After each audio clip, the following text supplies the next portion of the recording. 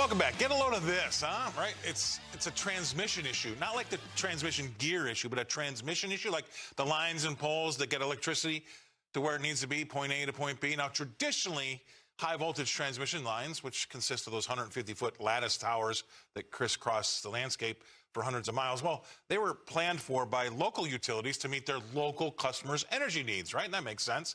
But public policy goals to promote renewables are changing how the grid is being developed. Now, according to the Net Zero America analysis published by Princeton researchers, achieving net zero goals with 100% wind and solar, I can't even say that without laughing, by 2050, again, that's going to require an additional $3.5 trillion in capital spending for new transmission lines. Do you believe that? I'm going to make a bet right now that it's going to be more than $3.5 trillion, and it will take longer than 2050. I'm just saying, all right? So at the same time, we've got this. Now, the Biden administration is expected this week to finalize highly anticipated regulations targeting gas-powered vehicle tailpipe emissions. This is considered the tip of the spear in its efforts to electrify the transportation sector, right?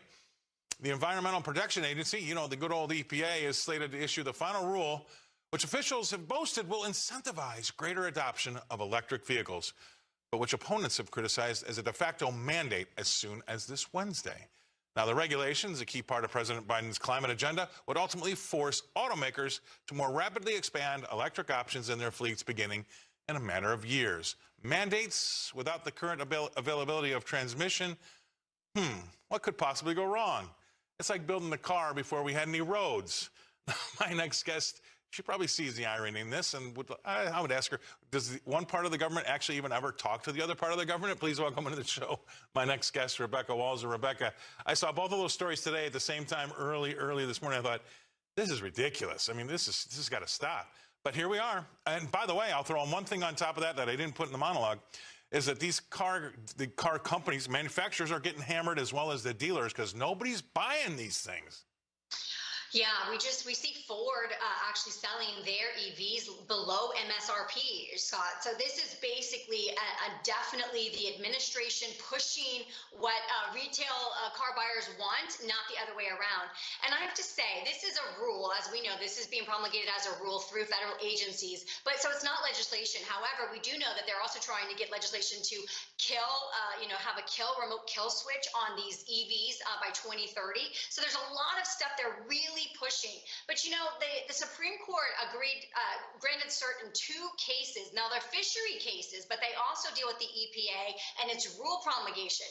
And what we're starting to see, and actually the legal analysis that came out oral argument, which happened in January, and we're talking specifically, let me be very clear with the audience, and they probably know, because as the farmers, they know what the EPA does with agriculture and all kinds of things. It's the ability through the Chevron deference. In 1984, the Supreme Court ruled that if the House and the Senate are going to write very high level laws and then pass that as legislation, and then they will give the ability to interpret those laws to the actual executive agencies that have to basically enforce and run and do that work of interpreting and enforcing legislation. That's what the executive branch does. The problem is, we call that in the legal world Chevron deference. The problem with Chevron deference, it has made these executive agencies that are not high, they're not voted in. These people are not voted in. So these are unelected bureaucrats that are appointed by the current administration. They have no backstop, Scott. There's no protection. And what's happening is they've become bureaucratic. They've become kind of gluttons with power. And now they are really killing small and medium-sized businesses by their environmental rules. And this is just another example. I mean, to literally state that by 2050, you want 100% renewables in wind and solar.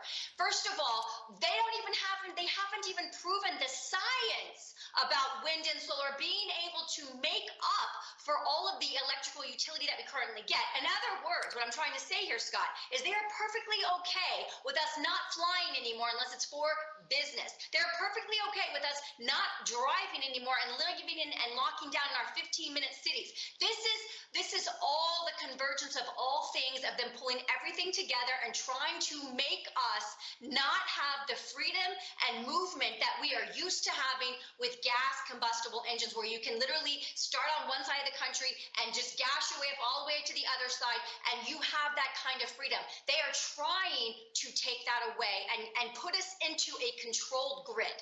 Well, I totally agree, number one. Number two is we're talking about wind and solar, and I just gave this talk in Broken Bow and Holstein last week.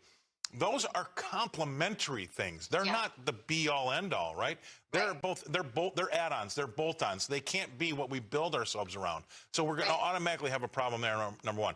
And number two is I would like to address that, Scott, because they don't want you to know that. They want you to pretend like, yeah, you can keep doing all these things. Meanwhile, they're cutting down your fertilizer. They're cutting down all of your ability to actually industrially grow your crop because they know that you will not have the electricity to process it on the other end of this. You're right. And so I just would like to end this segment by saying this.